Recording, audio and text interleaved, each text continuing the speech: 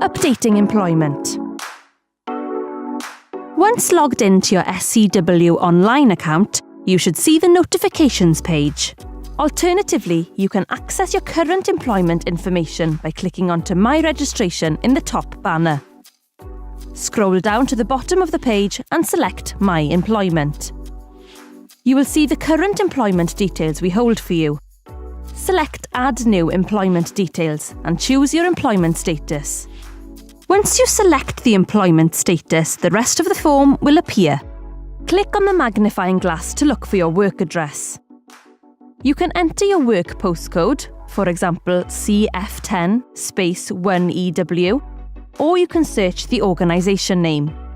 If you are unable to find your work address, click My Work Address is not listed above, where you can type it in. If your work address does not appear, try searching the organisation name if it still doesn't appear. Adding an employment record doesn't end another.